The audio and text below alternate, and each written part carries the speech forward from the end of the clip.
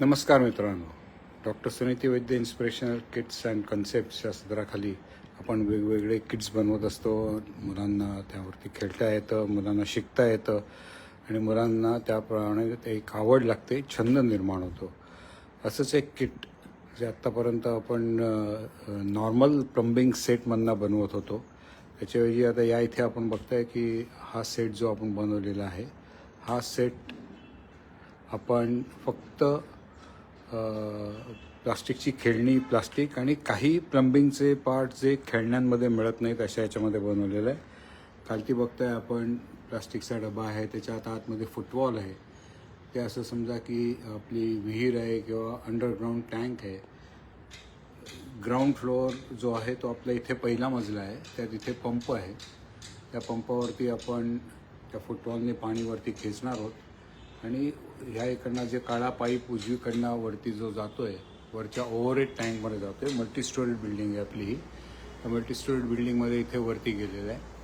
तिकडनं आपण या पाण्याचे मागच्या बाजूने पाण्याचा आपण टाकीतनं खालती पाणी घेतलेलं आहे.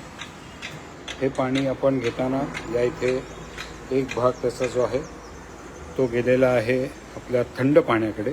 दुसरा गेलेला आहे जो आतमध्ये आपला बॉयलर हीटर जो आपण स्वतः बनवलेला आहे.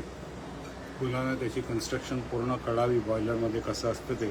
कॉपरची पाईप घेऊन त्याच्यावरती हीटिंग एलिमेंट्स लावून इन्सुलेशन करून हे जे 2 पाईप आहेत त्या पाईपातनं आपण पाणी आतमध्ये घेणार आहोत आणि गरम पाणी घेणार आहोत. तसंच या इकडनं उजवीकडनं हा जो पाईप गेलेला आहे, या इकडनं आपलं गार पाणी या ओव्हरहेड टँकमधनं येतं. हा आपला वेंट वॉल आहे. या इथे इकडनं पाण्याच्या टाकीमधनं पाणी खालती येतं, त्यावेळेला ते वेंटिंग होऊ शकतं.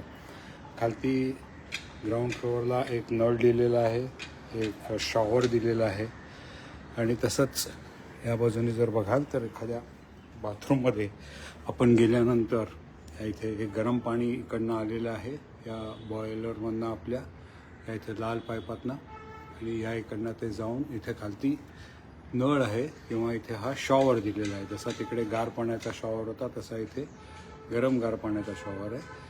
या इकडनं पुढे एक कनेक्शन घेतलेलं आहे आणि ते कनेक्शन गेलं आहे आपलं ॲक्वागार्ड किंवा वॉटर प्युरिफायर किंवा ॲडिशनल याच्यासाठी.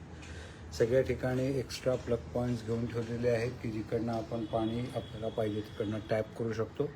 पाण्याचा एक रिटर्न पाईप या इकडनं घेऊन पुन्हा टाकीत गेलेला आहे. जर आपल्याला फिल्ट्रेशन करायचं असेल तर त्यासाठी याचा वापर होतो. RO वापरायचा असेल तर त्याचा वापर होतो. अशा प्रकारे हे एकदम हलकं, हे बघा मी हे एका हाताने सगळं किट उचलून कुठेही घेऊन जाऊ शकतो. अशा प्रकारे किट आपण प्लास्टिकच्या स्टँडमध्ये लावलेलं आहे. जेवढं त्याच्यामध्ये आपल्याला रियालिटीमधले पार्ट्स वापरता येतील तेवढे वापरलेत.